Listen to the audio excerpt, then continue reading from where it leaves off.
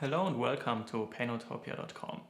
My name is Jan Lingen, and in this video we are talking about trigger point activation in the levator scapular muscle. First, we will have a look what factors in daily life can activate trigger points in that particular muscle. Then we will have a look at what sports cause very often an activation of trigger points in the levator scapula. And last but not least, I will give you a few tips on what to do about it once the trigger points are active and might be troubling you.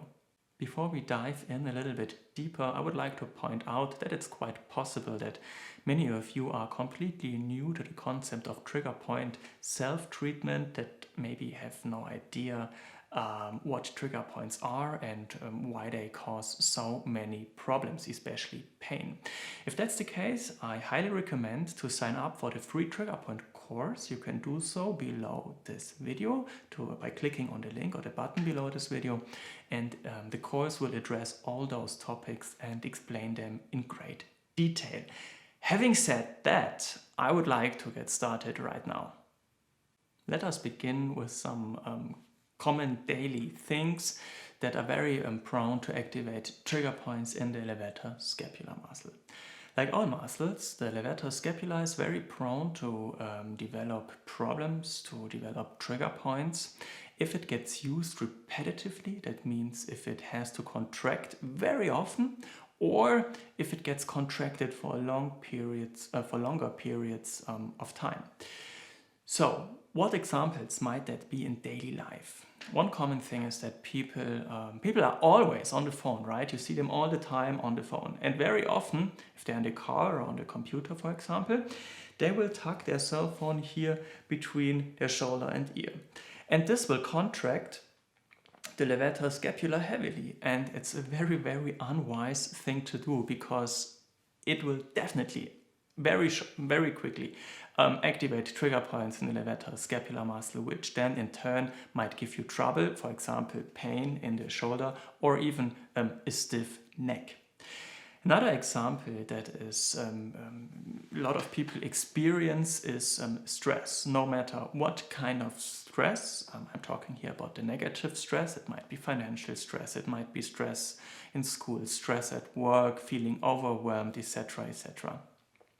All those things very often lead to an activation of the levator scapula, and we can see that like a lot of people have their shoulders elevated a little bit, like this, you know, and this is a sign that they are quite stressed out.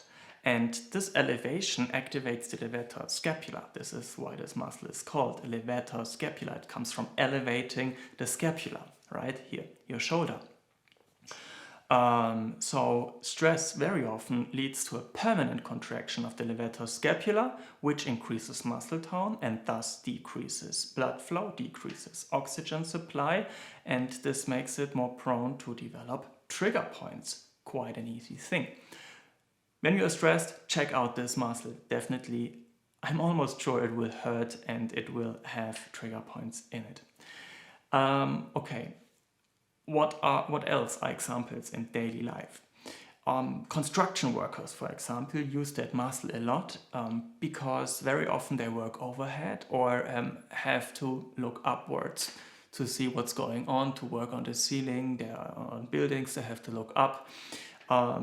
This permanently activates the levator scapular muscle because they have to look up, and this is also one type of motion that this muscle does once it contracts. So here the muscle gets used repetitively, which also can lead to the activation of trigger points. And last but not least, I would like to give you one example, and this is a cold breeze. If you are outside and sweating, or you're going for a swim and it's a little bit chilly outside, or there is some wind and it's a little bit colder, the muscle will cool down quite quickly, especially because if it's a little bit wet, if there's some wet things like water or sweat on the surface of the skin, this will cool the muscle very fast and also can lead to the activation of trigger points. So, for example, what helps here is to rubbing your skin dry quite quick, or putting on a scarf. Okay, having covered the things in daily life that might lead to trigger points in the levator scapula, I would like to move on to the topic of sports. In sports, the basic mechanisms that will activate trigger points in the levator scapular muscle, of course, are the same. But in sports, we do see rarely permanent contractions of the muscle, but rather repetitive contractions of the muscle. As the muscle's function is to elevate your shoulder, or to bend your neck, or to rotate your head, or to extend your cervical spine, we just have to take a look in what sports those movements occur quite often.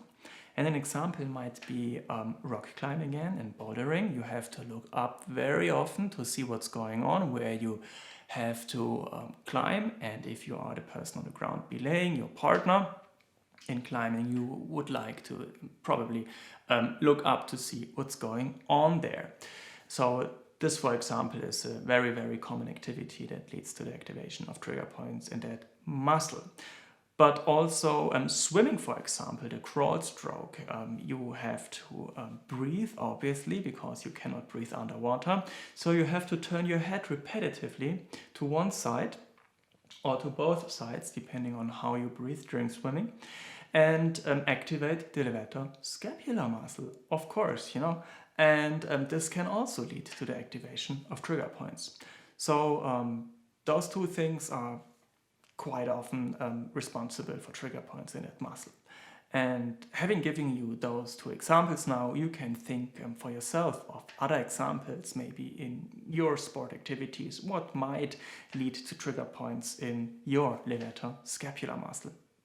Last but not least, I would like to give you 2 tips on what to do if trigger points are active in your levator scapular muscle and if they are troubling you.